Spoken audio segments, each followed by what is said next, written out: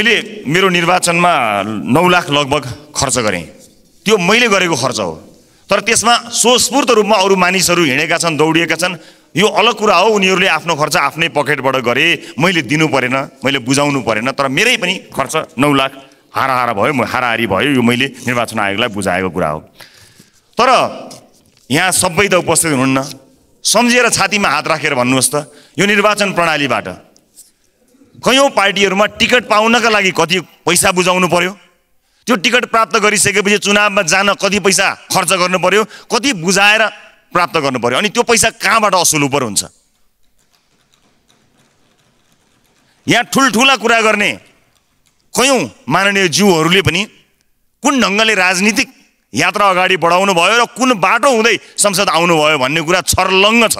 हामी 275 जना मध्ये कसले चाहिँ राम्रो बोल्ने भन्ने यो वक्तृत्व कला प्रतियोगिताको रूपमा हेर्ने हो भने मात्र हो, नत्र चाहिँ सच्याउनुपर्छ, सच्चिनुपर्छ। तपाईहरुले यो 30 वर्ष के गर्नुभयो, कसो गर्नुभयो भन्ने कुरा बुझ्नका लागि एकपटक कान्ति बाल अस्पताल जानु होला, सरकारी कुनै अस्पताल जानु होला, गरिब विपन्न मान्छेहरू पढेका विद्यालयहरू जानु होला, विभिन्न तपाईले चुनेको, जानेको, ठानेको यहाँ जान्छु भनेर तपाईले चुज गरेको ठाउँमा गएर हेर्नु होला। यो 30 वर्षमा भयो के चाहिँ एउटा सानो दृष्टान्त प्रस्तुत गर्न चाहन्छु। आजभन्दा 30 वर्ष अगाडि हाम्रो बजेटमा 100 रुपैयाँमा 30 रुपैयाँको तलब हामीले खुवाउँदा रहेछौँ, 70 रुपैयाँ विकास गर्दा रहेछौँ। अहिले तपाईहरुले दाबी गर्नुभयो नि हामीले यसो गर्यौं उसो गर्यौं भन्दा, अहिले ठ्याक्कै उल्टो, हामी 70 रुपैयाँको तलब खुवाउने र 30 रुपैयाँ बजेटमा खर्च गर्ने हैन, छुट्याउने, यो अवस्थामा हामी आएका छौँ। त्यसकारणले यो 30 वर्षको मूल्याङ्कन गर्दा संसदमा उभिएर तपाईहरुले एकअर्कालाई छेडखानी गर्नु पर्दैन। त्यसका लागि एकअर्काको घरमा गएर चिया खाएर कुराकानी गर्नुस्, मजाले गफ गर्नुस्। यो महत्त्वपूर्ण नेपाली जनताले आशा गरेर हेरिएको संसदलाई त्यसको दुरुपयोग नगरिदिनु म अनुरोध गर्न चाहन्छु। चिया खाने ठाउँको अभाव छ भने हामी नयाँ नेताहरू घरमा आउनुहोस्, केही फरक पर्दैन, तपाईहरुकैमा जानुपर्छ भन्ने छैन। अब चिया खाने थलो परिवर्तन गर्नुहोस्, अब चिया खाने थालो नयाँ भर्खरै आएका सांसदहरूलाई पनि भेटघाट गर्नुहोस्, नयाँ दलहरूसँग पनि भेटघाट गर्नुहोस्। त्यसरी अभ्यास गर्नुभयो भने एउटा राम्रो अभ्यास बस्न जान्छ। बढी असर गरेको नाकाबन्दी भन्न सरकारले छुटाएछ कि डराएछ त्यो म अहिले भन्न सक्दिनँ, तर देख्न सकिएन। नाकाबन्दी बिर्सिने विषय होइन। सम्माननीय सभामुख महोदय, सरकारले आगामी आर्थिक वर्ष 80-81 का लागि प्रस्तुत गरेको नीति तथा कार्यक्रमलाई मैले केही वर्ष अगाडिका अथवा अघिल्ला वर्षहरूका नीति कार्यक्रमहरूसँग दाँजेर पनि हेरेँ। यसमा मैले खास तात्विक भिन्नता पाउनु पनि सकिनँ र यही गठबन्धनले मानुस अब गत वर्ष नै ल्याएको नीति र कार्यक्रमलाई नै त्यसैलाई नै अब हामी यसैलाई निरन्तरता दिन्छौँ भनेको भए पनि खासै फरक पर्ने जस्तो चाहिँ मैले देखिनँ। शिक्षा स्वास्थ्यमा लगानी गर्ने, रोजगारी प्रवर्धन गर्ने, पूर्वाधार विकास गर्ने, भ्रष्टाचार नियन्त्रण गर्ने, सुशासन कायम गर्ने र हरेक मन्त्रालयका यो भिजन स्टेटमेन्टहरू जस्ता देखिने चाहिँ वाक्यहरू गत वर्ष पनि थिए, अहिले पनि छन्। यी गलत छैनन्, तर राज्यले लिने नीति यिनै हुन्। त्यसकारणले यसमा मेरो खास भन्नुपर्ने कुरा केही पनि छैन। तर खास कुरा के भने यी नीतिहरू चाहिँ यो वास्तवमा यो संविधानको विशेष गरेर धारा 49 मा तपाईले हेर्नुभयो भने राज्यका निर्देशक सिद्धान्त र नीति अन्तर्गत उल्लेख गरिएका कुराहरू नै छन्। त्यसैले हरेक वर्ष संसदमा यो पढ्ने कामको चाहिँ मैले उपादेयता देखेको छैन, मलाई माफ गर्नु होला। यो पढ्ने मात्र काम भएको जस्तो देखिन्छ। त्यसमाथि अझै यो छलफल गर्ने क्रममा चाहिँ सरकारले संशोधन नगर्ने, सत्तारूढ गठबन्धनका मान्यज्यू यही हुनुहुन्छ, उहाँले नै भन्नुभयो कि यसमा कुनै छलफल पनि हुँदैन, कार्यक्रम सच्याउने संसदीय अभ्यास छैन भन्नुभएको छ। हामी चाहिँ यो कर्मकाण्डी अभ्यास परिवर्तन गर्नुपर्छ भनेर आएका दल हौँ। त्यसैले संसदको बहसको यो महत्त्वपूर्ण समय यसको कुनै अर्थ छैन, यसको मान्यता छैन भने यसलाई यसो भन्न सकिन्छ, यो हामी 275 जना मध्ये कसले चाहिँ राम्रो बोल्ने भन्ने यो वक्तृत्व कला प्रतियोगिताको रूपमा हेर्ने हो भने मात्र हो, नत्र चाहिँ सच्याउनुपर्छ, सच्चिनुपर्छ भन्ने लागेको सरकारलाई छ। र रचनात्मक प्रतिपक्षका हिसाबले यदि सरकारले त्यस्तो भन्छ भने यो विश्वाससहित म आफ्ना केही विचार र सुझावहरू यस सदनमा राख्न चाहन्छु। त्योभन्दा पहिला पूर्व प्रधानमन्त्रीहरू, लामो समयदेखि राजनीति गरिरहनुभएका आदरणीय नेताजीहरूले यहाँ संसदको रोस्ट्रममा आएर एकअर्कालाई छेडखानी गरेको, मैले मेरो कार्यकालमा यसो गरेँ उसो गरेँ भनेर भन्नुभएको कथाहरू हामीले पढ्यौँ। तपाईँहरूले यो 30 वर्ष के गर्नुभयो कसो गर्नुभयो भन्ने कुरा बुझ्नका लागि एकपटक कान्ति बाल अस्पताल जानु होला, सरकारी कुनै अस्पताल जानु होला, गरिब विपन्न मान्छेहरू पढेका विद्यालयहरू जानु होला, विभिन्न तपाईँले चुनेको जानेको ठानेको यहाँ जान्छु भनेर तपाईँले चुज गरेको ठाउँमा गएर हेर्नु होला। यो 30 वर्षमा भयो के चाहिँ एउटा सानो दृष्टान्त प्रस्तुत गर्न चाहन्छु। आजभन्दा 30 वर्ष अगाडि हाम्रो बजेटमा 100 रुपियाँमा 30 रुपियाँको तलब हामीले खुवाउँदा रहेछौँ, 70 रुपियाँ विकास गर्दा रहेछौँ। अहिले तपाईँहरूले दाबी गर्नुभयो नि हामीले यसो गऱ्यौँ उसो गऱ्यौँ भन्दा, अहिले ठ्याक्कै उल्टो, हामी 70 रुपियाँको तलब खुवाउने र 30 रुपियाँ बजेटमा खर्च गर्ने होइन छुट्याउने यो अवस्थामा हामी आएका छौँ। त्यस कारणले यो 30 वर्षको मूल्याङ्कन गर्दा संसदमा उभिएर तपाईँहरूले एकअर्कालाई छेडखानी गरिरहनु पर्दैन। त्यसका लागि एकअर्काको घरमा गएर चिया खाएर कुराकानी गर्नुहोस्, मजाले गफ गर्नुहोस्। यो महत्त्वपूर्ण नेपाली जनताले आशा गरेर हेरिएको संसदलाई त्यसको दुरुपयोग नगरिदिनु म अनुरोध गर्न चाहन्छु। चिया खाने ठाउँको अभाव छ भने हामी नयाँ नेताहरू घरमा आउनुहोस्, केही फरक पर्दैन, तपाईँहरूकैमा जानुपर्छ भन्ने छैन। अब चिया खाने थलो परिवर्तन गर्नुहोस्, अब चिया खाने थालो नयाँ भर्खरै आएका सांसदहरूलाई पनि भेटघाट गर्नुहोस्, नयाँ दलहरूसँग पनि भेटघाट गर्नुहोस्। त्यसरी अभ्यास गर्नुभयो भने एउटा राम्रो अभ्यास बस्न जान्छ। सामान्य सभामुख महोदय, यस नीति तथा कार्यक्रममा मुलुकको वर्तमान अवस्थाको इमानदार समीक्षा हुनुपर्छ जस्तो लाग्दछ। 5 महिना सरकार गठनमा गयो र पुनर्गठनमै गयो, हामीले सबैले देख्यौँ। खासै केही गर्न नसकिएकाले आर्थिक वृद्धि अत्यन्त न्यून हुने अवस्था सृजना भएको तथ्यलाई आत्मसात गरेर मात्रै आगामी वर्षको नीति तथा कार्यक्रम बन्नु पर्थ्यो।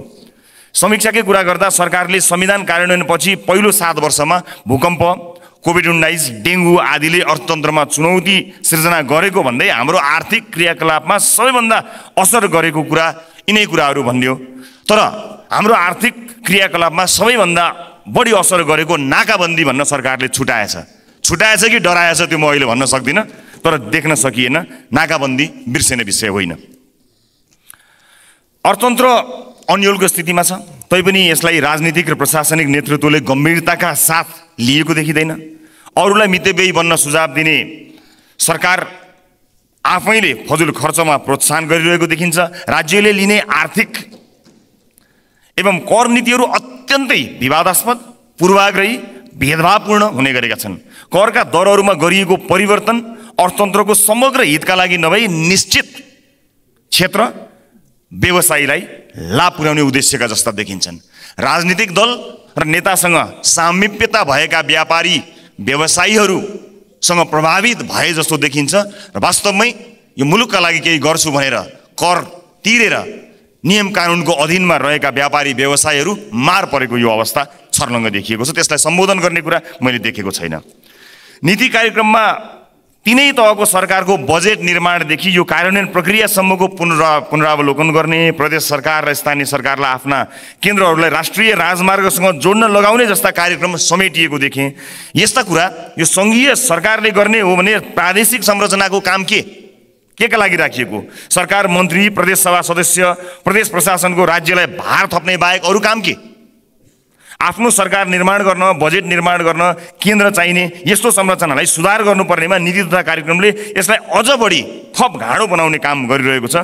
त्यसैगरी स्थानीय तहमा साधन स्रोतको व्यापक दुरुपयोग हुने गरेको तथ्य यो महालेखाको प्रतिवेदन लगायतले देखाएकै छ। स्थानीय तहमा चाहिँ बेरुजु भएको रकम 11 खर्ब 4 अर्ब भएको देखिन्छ। यो गाउँ गाउँमा सिंहदरबार पुग्यो भनेर प्रचार गरिएका स्थानीय तहहरूलाई जवाफदेही बनाउने ठोस कार्यक्रम मैले देख्न सकिनँ। केन्द्र 25वटा मन्त्रालयबाट चल्न सक्छ, प्रदेशलाई 13-14 वटा मन्त्रालय चाहिएको छ, अझै विभाजन गरेर राज्य मन्त्री समेत बनाउने खेल चलिरहेको छ। मैले यो बुझ्न सकेको छैन। यसलाई रोक्ने नीति मैले देख्न सकेको छैन। निर्वाचन प्रणाली, खर्चिलो निर्वाचन प्रणालीको कुराकानी आयो। स्रोत र साधनको सीमितता हाम्रो अर्थतन्त्रको सबैभन्दा ठुलो समस्या हामी सबैलाई थाहा भएको छ। तर हाम्रो प्रशासनिक संरचना र राज्य सञ्चालनका विधिहरू भने अत्यन्त महँगा छन्। जस्तो निर्वाचन प्रणालीकै कुरा साथीहरूले गर्नुभयो। मैले मेरो निर्वाचनमा 9 लाख लगभग खर्च गरेँ। त्यो मैले गरेको खर्च हो, तर त्यसमा स्वस्फूर्त रूपमा अरू मानिसहरू हिँडेका छन्, दौडिएका छन्, यो अलग कुरा हो। उनीहरूले आफ्नो खर्च आफ्नै पकेटबाट गरे, मैले दिनु परेन, मैले बुझाउनु परेन। तर मेरै पनि खर्च 9 लाख हाराहारी भयो। यो मैले निर्वाचन आयोगलाई बुझाएको कुरा हो। तर यहाँ सबै त उपस्थित हुनुहुन्न, सम्झेर छातीमा हात राखेर भन्नुहोस् त, यो निर्वाचन प्रणालीबाट कयौं पार्टीहरूमा टिकट पाउनका लागि कति पैसा बुझाउनु पर्यो, त्यो टिकट प्राप्त गरिसकेपछि चुनावमा जान कति पैसा खर्च गर्नु पर्यो, कति बुझाएर प्राप्त गर्नु पर्यो, अनि त्यो पैसा कहाँबाट असुल उपर हुन्छ। यहाँ ठुल्ठुला कुरा गर्ने कयौं माननीय ज्यूहरूले पनि कुन ढङ्गले राजनीतिक यात्रा अगाडि बढाउनु भयो र कुन बाटो हुँदै संसद आउनुभयो भन्ने कुरा छर्लङ्ग छ। त्यसकारणले यो निर्वाचन प्रणाली अत्यन्त खर्चिलो निर्वाचन प्रणाली छ, यसलाई ध्यान दिनुपर्ने अवस्था देखिन्छ। त्यसैगरी स्वदेशी र विदेशी लगानी प्रवर्धन गरी उद्यमशीलतालाई बढावा दिने कुरामा ठोस कार्यक्रम खास देखिएको छैन। गरी खाने वातावरण बनाइदिए पुग्छ भन्ने कुरामा हामीले जोड लगाउन खोजेको। जस्तो कुनै मुलुकले हामीलाई 5 अर्बको अनुदान दिन्छु भन्यो भने त्यो 5 अर्बको अनुदान होइन, बरु 1 अर्बको लगानी खोजौँ, लगानी गर्ने वातावरण सृजना गरौँ जसले जब क्रिएसन गर्छ, हाम्रो अर्थतन्त्रलाई चलायमान गराउँछ। मुलुकमा नै राम्रो गरिरहेका विदेशी लगानी कम्पनीहरूले समेत थप लगानी गर्न नसकेको यहाँ अवस्था रहेको छ।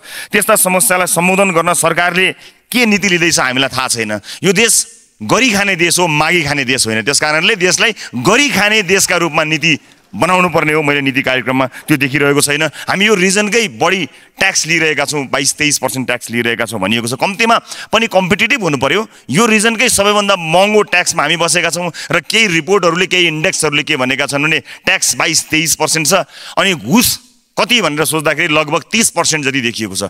लगभग 50% पैसा यसरी खर्च गरिसकेपछि बाँकी 50%बाट कसरी व्यापारी, व्यवसायी, उद्योगीहरूले कसरी अगाडि बढ्न सक्लान्, कसरी गरी खालान्, यो अत्यन्त हेर्नुपर्ने विषय हो। त्यसकारणले यो कम्पिटिटिभ होस्, त्यसमाथि पनि यो ट्याक्स पे गर्ने कुरा पनि यति धेरै हाई ट्याक्स मात्र होइन, यो एकदमै सुपर कम्प्लिकेटेड 17 ठाउँमा बुझ्नुपर्ने, जानुपर्ने यो झन्झटिलो अवस्था छ। यसलाई सम्बोधन गर्ने कुरा नीति तथा कार्यक्रममा मैले देखेको पनि छैन। ठुलो फरेन इन्भेस्टमेन्ट यो अवस्थामा आउने सम्भावना पनि छैन। यो होइन कि देश सानो हुँदैमा मल्टिनेसनल कम्पनीहरू अथवा ठुला अलिकति रेपुटेड कम्पनीहरू लगानी गर्न नआउने होइन। इराक, अफगानिस्तानमा पनि कम्पनीहरू लगानी गरिरहेका छन्। लगानी गर्ने वातावरण हरेक ठाउँमा काहीँ न काहीँ हुनसक्छ। तर घुस खुवाएर लगानी गर्नुपर्ने देशमा रेपुटेड कम्पनीहरू आउँदैनन्, घुस नखुवाइकन लगानी गर्न सकिँदैन भन्ने कुराको एउटा मेसेज गएको हुनाले यहीँ पनि फरेन इन्भेस्टमेन्ट लिएर यहीँ लगानी गरेका कम्पनीहरूको पनि अनुभव राम्रो छैन। उनीहरूलाई विभिन्न युनियनहरू खोलेर बन्द हडताल गरिदिने, अनि विभिन्न नीति निर्माताहरूलेदेखि लिएर इभन समाचारहरूमा समेत पैसा मागेर हैरानी गर्ने कारणले कसैले सोध्यो भने नेपालमा इन्भेस्ट गर्न आउँ भनेर कसैलाई भन्यो भने त्यो रेकमेन्ड गर्ने अवस्थामा अहिले एक्जिस्टिङ मानिसहरू पनि छैनन्। त्यसकारणले यसलाई ध्यान दिएर नीति कार्यक्रम बनाएको जस्तो मैले देखेको छैन, पाएको छैन। कृषिको कुराकानी गर्दा किसानलाई आवश्यक पर्ने रासायनिक मल, बिउ बिजन लगायतका कृषि सामग्रीहरूको सिजन हुनुभन्दा अगाडि लगभग 3 महिना अगाडि नै व्यवस्था हुनुपर्ने हो। तर खै सरकारले यसतर्फ कुनै गम्भीरता देखाएको मैले देखेको छैन। अब देखिन थाल्छन् जब मल बिउ चाहिन्छ त्यतिखेर किसानहरू सडकमा आउनुपर्छ। खेतमा जानुपर्ने किसानहरू, आफ्नो बाली उब्जनी गर्नमा जानुपर्ने किसानहरू काठमाडौँ आउनुपर्छ, सिंहदरबार आउनुपर्छ। यो अवस्था सिर्जना भएको छ। त्यसैगरी कुनै पनि लगानीकर्तालाई नेपालमा व्यवसाय सुरु गर्न अत्यन्त झन्झटिलो छ। दर्ता गरेर सबै स्वीकृति प्राप्त गर्न एकदमै असल भयो भने 22-25 दिन, नत्र 6 महिनादेखि 1 वर्षसम्म लाग्छ। यो झन्झटिलो प्रक्रिया छ। न्युजिल्यान्डको तपाईँले एक्जाम्पल हेर्नुभयो भने हाफ डेमा व्यवसाय दर्ता भएर त्यो सेकेन्ड हाफ डेमा, सेम डेको सेकेन्ड हाफ डे चाहिँ उसले रेभेन्यू जेनेरेट गर्न सुरु गर्छ, ट्याक्स दिन सुरु गर्छ।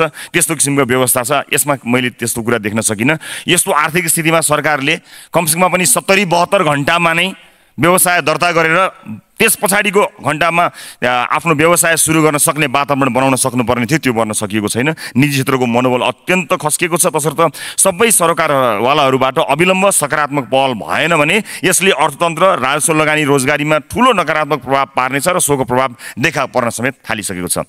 नीतिगत अस्थिरता अर्को एउटा चुनौतीको रूपमा देखिएको छ। अघिल्लो सरकारले लिएको नीति पछिल्लो सरकारले परिवर्तन गरिदिने। विद्युतीय गाडीकै कुराकानी गरौँ, करका दरहरू 2 वर्षमा 3 पटकसम्म हेरफेर हुनु एउटा उदाहरण मात्र हो। राज्यले लिने नीतिमा स्थायित्व भएन भने उद्यमी व्यवसायीहरूको मनोबल खस्कन्छ। यो कुरामा ध्यान दिएको देखिँदैन। अर्को 1800 किलोमिटर चाहिँ खुला सिमाना भएको मुलुकमा उच्च दरमा राजस्व लाग्ने वस्तुको आयातमा प्रतिबन्ध लगाइएको छ। तर प्रतिबन्ध लागेका ती सामान बजारमा छाप्ती पाइएको छ, हामीले यसै पनि देख्न सक्छौँ। यसबाट एकातिर राज्यले पाउनुपर्ने राजस्व गुमाइरहेको छ भने अर्कातिर अनधिकृत कारोबारीको मनोबल बढिरहेको छ। कानुन सम्बद्ध व्यवसाय गर्ने व्यवसायीहरूलाई चाहिँ त्यस्तो किसिमको वातावरण सिर्जना गरिएको छैन।